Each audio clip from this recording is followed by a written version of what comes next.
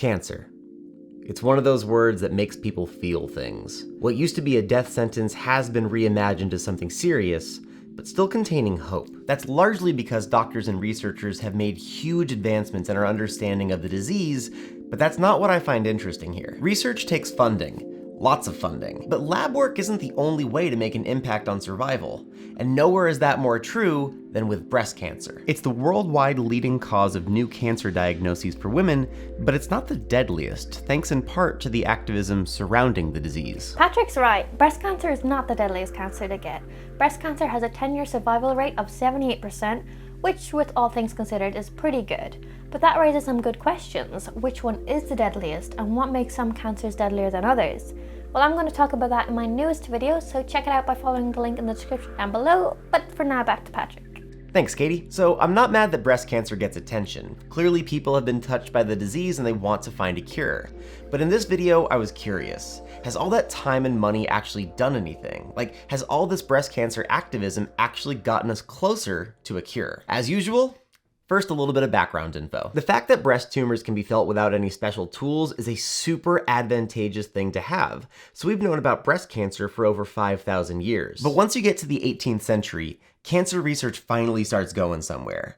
Up until then, if you developed cancer, you were the winner of a very unlucky lottery with really no treatment option. But in 1775, British physician Percival Pott noticed that chimney sweeps developed an unusually high incidence of squamous cell carcinomas on their scrotums. It turns out that if you spend all day around carcinogens, or substances that cause cancer, you're more likely to get cancer. So Pott was like, hey, maybe it's not a lottery. Maybe cancer springs up because of some kind of physical cause. Science as a whole would need a bit more microbiology before it could really understand how. But luckily in the early 1800s, Germany's Rudolf Virchow would deliver. If you're in my 7th grade science class, then you know that cells come from other living cells. This was one of the main dudes to come up with that. Virchow observed that cancerous cells came from otherwise normal cells, and that certain cancers were associated with increases in white blood cells, which meant that inflammation was happening. That deeper understanding of cancer at the micro level led to the first advances at the larger surgical level. In 1882, an American surgeon, Dr. William Halsted, goes over to Europe and just lives and breathes cancer research with the European doctors. He also developed quite the cocaine habit, but you know, who hasn't? So Halsted is doing some lines and he's like, you know what? If cancer cells come from normal cells, let's just take out the tumor and all the healthy stuff around it, and that just, we'll burn it all to the ground. Which actually ended up not being that bad of an idea. This led to his big contribution to surgery, the radical mastectomy, or breast removal, including all the underlying muscles and lymph nodes. The mastectomy existed before Halsted, but it usually involved just removing the breast tissue, not everything under it too, right? If cells come from other living cells, then taking out the cancerous part plus a bunch of the healthy tissue around it should reduce the chance of the cancer spreading.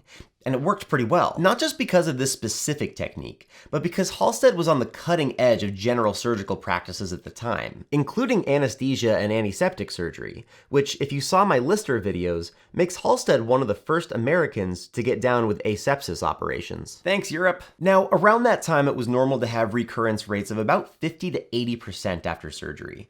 But with the radical mastectomy, he got it down to 6%. A lot less people redeveloped breast cancer after Halsted's operation.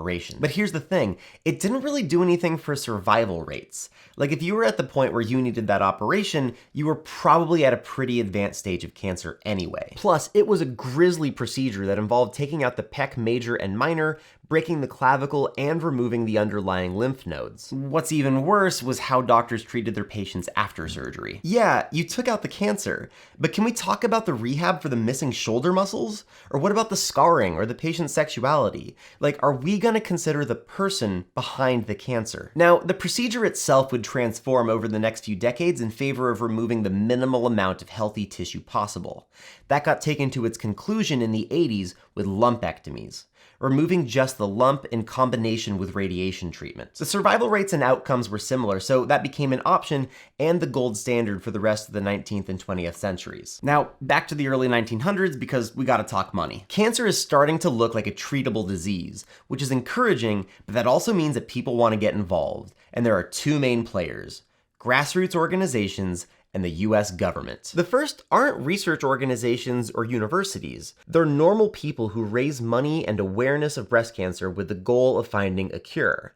You're probably familiar with the most popular ones today, the Susan G. Komen Foundation or the American Cancer Society. I don't want to make this a biography about them, but as far as marketing goes, those two groups kill it. ACS has been around since the 40s and Komen since the 80s, and while they both raised some serious coin, their major contribution has actually been social, advocacy work, and educational, which all relate directly back to the outcomes. Those might sound unscientific, but bear with me. It was social because before the 1940s, the word cancer was a bad word, like couldn't say it on the radio kind of bad word. That, coupled with an intense stigmatization about having cancer, made it so that you weren't exactly chatting about it with your peers. In 1946, the ACS changed that with a successful radio campaign that not only got more people comfortable talking about it, but got the ball rolling raising money for research. That's still all forms of cancer, but it was a necessary setup. The changes to breast cancer specifically go alongside second wave feminism in the 70s. This was the era of the feminine mystique, Title IX, an explosion of sexual positivity with more readily available birth control, and a 1971 publication titled Our Bodies, Ourselves. It was more of a health manual than a book, but it's seen as the beginning of the women's health movement, a way to empower women to take charge of their health instead of relying on a heavily male-dominated medical community. Think back to those Halsted radical mastectomy operations. Those were the gold standard for a long time. If you felt a lump, went in for a biopsy, and it was determined malignant, it was routine for surgeons to perform the mastectomy in the same procedure by considering it life-saving. But that's a big jump and one that you definitely want to talk about first.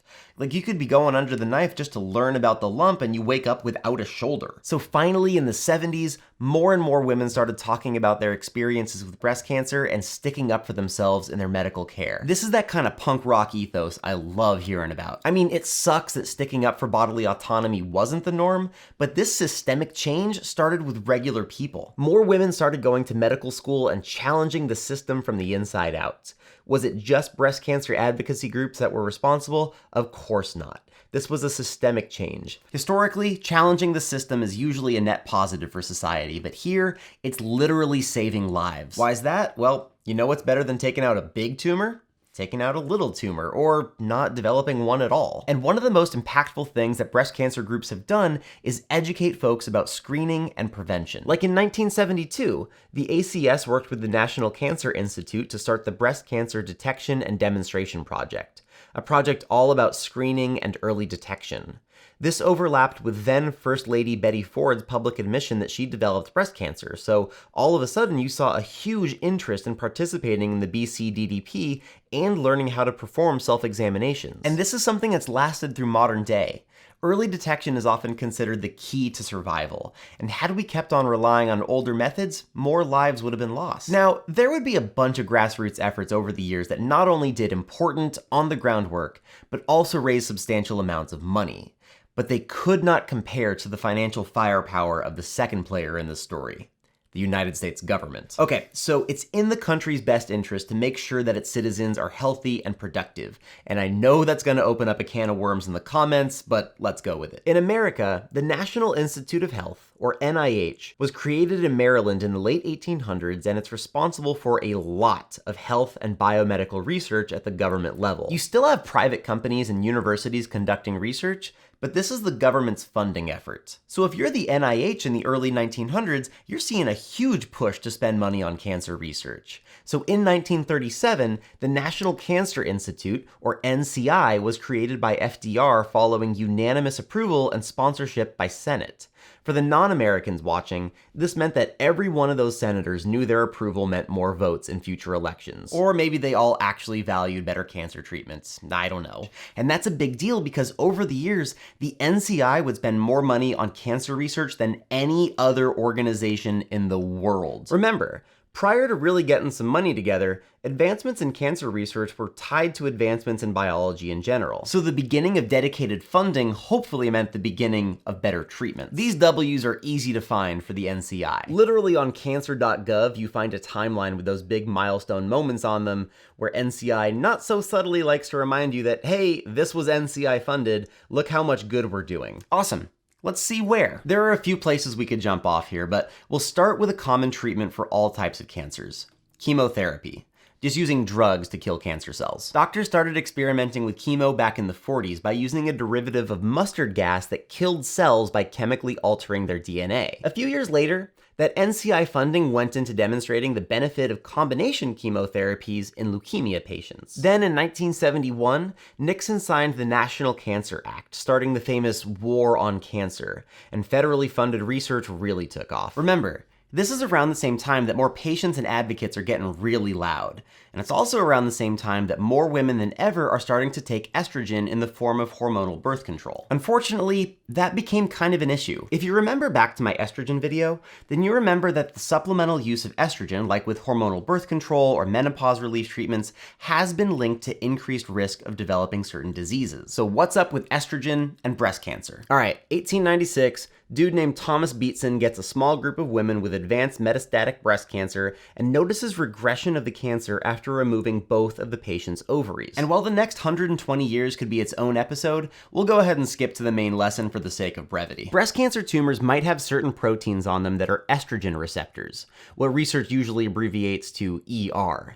When an estrogen molecule hooks up to the receptor, it fuels the growth of that tumor. So when you hear a cancer is ER positive or just estrogen positive, it means that estrogen fuels the tumor's growth.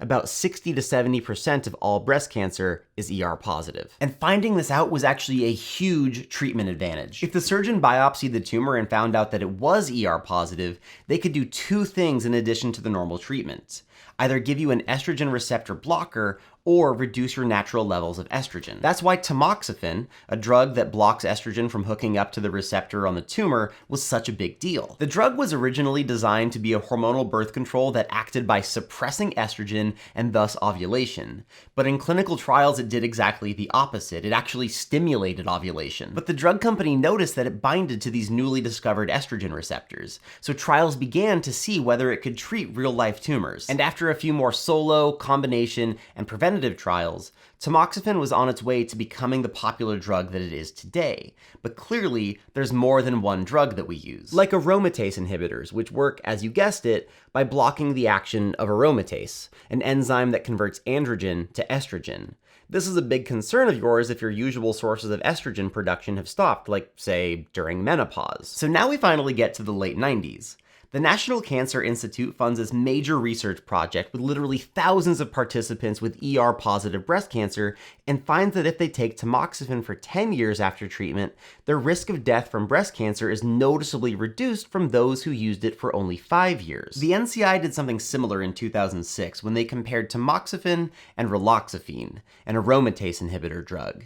Raloxifene was the more effective drug at preventing breast cancer, which led to its use as a prevention strategy today in patients who are at a higher risk of developing breast cancer. Each of these NCI studies were massive. 7,000 participants in the first one, 20,000 participants in the second. When you're dealing with real funding, you can get some serious recruiting done and end up with some powerful results. So then bringing it back to the opening question, has all the breast cancer activism, all the awareness campaigns, all the bumper stickers and fundraising and 5Ks, has all of that actually done anything when compared with well-funded research? Of course it has. You think I'm gonna make a video bashing on fundraising and advocacy? Get out of here. When people do anything with their discretionary income and time, they're making a bold statement. And in this case, the statement was clear.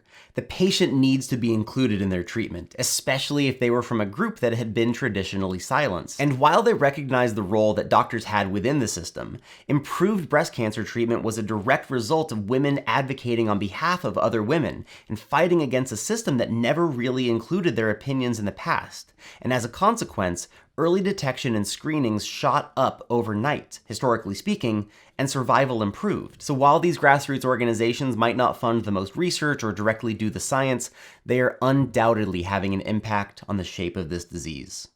Have fun, be good. Thanks for watching. I mentioned Katie's video at the beginning of this one, which you can find here. It's a great accompaniment to this video, definitely recommend it.